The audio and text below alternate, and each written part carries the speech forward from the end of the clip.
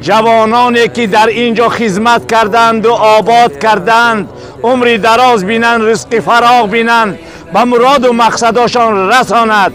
و آن جوانانی که در وطنمان برای آباد کردن مسجدهای هوشیار حضرت علی سریکنده مشغولند و حصه خود را همراه می‌سازند، عمری دراز تید، رزق فراغ تید و مسجدهایی که در وطن آباد می شود مثل همین مسجد قبا و مسجد نبیه مردم ما رفته در آنجا عبادت های خود را اجرا کنند و خرسندی و شادی مردم همیشه ابدی گردد.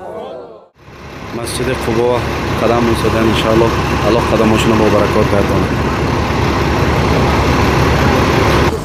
من الحمدلله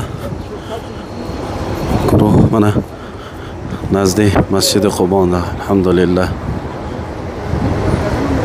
حاضر درباره این مسجد، تاریخ های مسجد، فضیلت های مسجد، یکی از دامله های بهترین این سرخ زمین ما عبدالله دامله ان شاء الله شروع کرده موعظه میکنن ان شاء الله.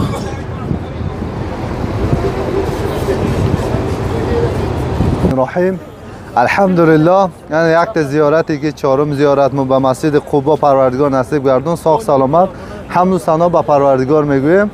البته در فضیلت مسجد قبا کمتر صحبت میکنیم. مسجد قبا هم دیده هستیم یکنیم بار اسلام نه ساختگی مسجد همین مسجده.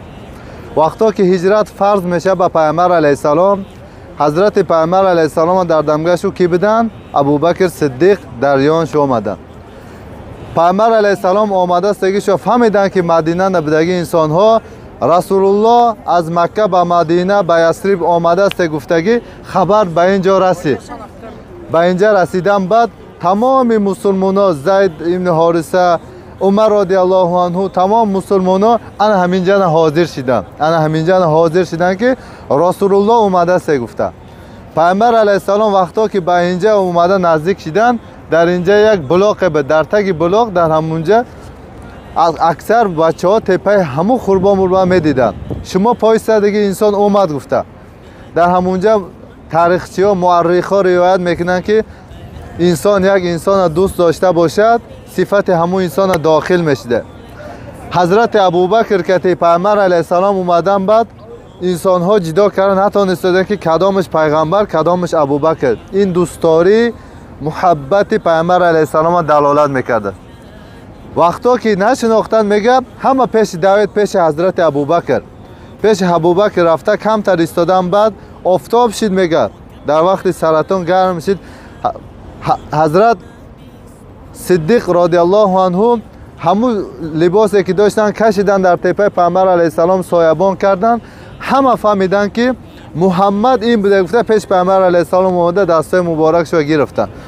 انا در اینجا اومدن بعد پیامبر علیه السلام یک کم کرگی کار شو انا مسجد ساختن. در اسلام اولین بار ساختگی مسجد القبا نمینه.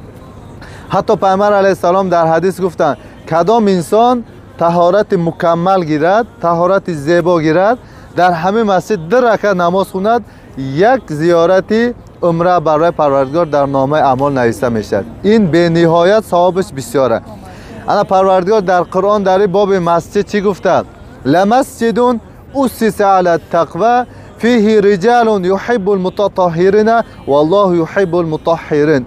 فیه رجال مسجد همه خیل مسجد که پای دیوال مسجد ای تقوا بنیاد شدگی، ای تقوا به مسجد بنیاد شدگی. این مسجد پروردگار تعریف کرده است. در این مسجد همه خیل انسان ها که دوست می‌دارن پاکگریه، پاک شدن دوست می‌دارن. والله یحب المطهرین. پروردگار پاک میشدگی انسان ها دوست دارشه. demek این مسجد اومدن مقصد ما سه بده، پاک شدن، به پروردگار نزدیک شدن و خدام در تقوا یک رز خدام در گرفتن. یک شینگل میگویم کمتر تقوادار شدن. demek در مسجد اومدن نماز خوندن فضیلت چه گفتیم. حتی پیامبر علیه السلام در این مسجد بسیار ایستادن. در مدینه برفتن نمازهای جمعه میخوندن. در مسجد النبوی خونده اومدن بعد اومده این مسجد نماز میخوندن. demek این مسجد در نزد رسول الله یک قصه یک مهمی بوده که اومده بسیار نماز میخونن. برای همینم این مسجد در تاریخ اسلام این بهترین اولین مسجد دیگه. ما و شما هم انشالله طهارت داشته باشیم، دورما طهارت نداشته طهارت کرده دورمده دعا کرده نماز خونده صلوات خونده چیکار میکنیم؟ انا در حقی که انا در جاهای ما در سوقهای ما مسجد بنیاد چیده است همه میدونیم، در هوشیار در حضرت علی یا در دیگه جا در حق هوایی هم دعا میکنیم. رسیدن ما کارتک شده هستیم انشالله، یعنی نمرش 2202 20 61 34 07 11 04. اینچنین خداخت به نام خوشبخت میرزا عباس زاده شده شده. اینچنین اقربانگی خداخت انشالله در ازبکستانی وطن نام شده هستیم. نمرش 62 62 57 00 14 و 76 40 64. اینم به نام خداخت انشالله خوشبخت میرزا عباس زاده خداخت شدگی است. میتونین بیان دیلی پر خداخت در این کارت ها خداخت ایسای خدا انشالله در حق مسجد پیامبر علیه السلام و در تاریخ شوه وقتا که سنگ ها گرفته صحابه ها میموندن رسول الله صلی الله علیه و سلم هم کار میکرده اصحاب در یان شو پیش پیامبر علیه السلام اصحاب ما یا رسول الله مون ما خودم سنگ ها میبرداریم نه گفته میگردونن. سبب پیامبر علیه السلام هم میدونستن که در مسجد خدمت کردن چقدر اجر داره. انشالله در مسجد های ما هم خدمت کرده استگی، در مسجد ها احسان کرده استگی، این خیلی مسجدان آبادی جان توبه کرده استگی در حقش دورمده دعا میکنیم انشالله هممون در دنیا و در آخرت پروردگار سعادتمند گردونن. گذشتگی پدر و مادر ما پروردگار رحم کنن. کن یک فرصت میبود پدرها و مادرهای ما چی در اینجا میوردیم این فرصت نبود. پروردگار گذشتگی پدر و مادرها ما طریق رحمت شایسته جنت ما در اینجا قدم رنجه کردیم. خودش پروردگار مقبول حج ما گرداند و در همین مسجد خدمت کردگی و الحال در مسجد خدمت کرده هر یک برادرها پروردگار دنیا آخرت چه آباد کند، در دو دنیا سعادتمند کنند. روز قیامت در صف پیامبر علیه السلام که این بهترین صف در همون صف هر یک ما و شما پروردگار نصیب کرد. واضرب لهم مثلا أصحاب القرية إذ جاءها المرسلون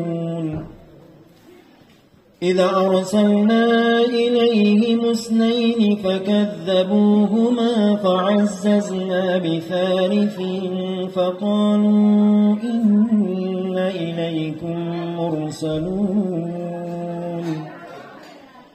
قالوا ما أنتم إلا بشر مثلنا وما أنزل الرحمن من شيء إن أنتم إلا تكذبون قالوا ربنا يعلم إن إليكم لمرسلون وما علينا إلا البلاغ المبين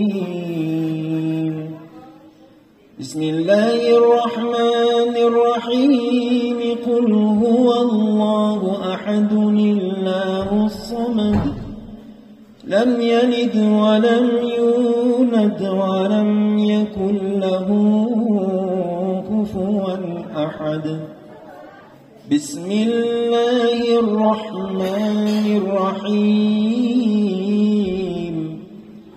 قل هو الله أحد الله الصمد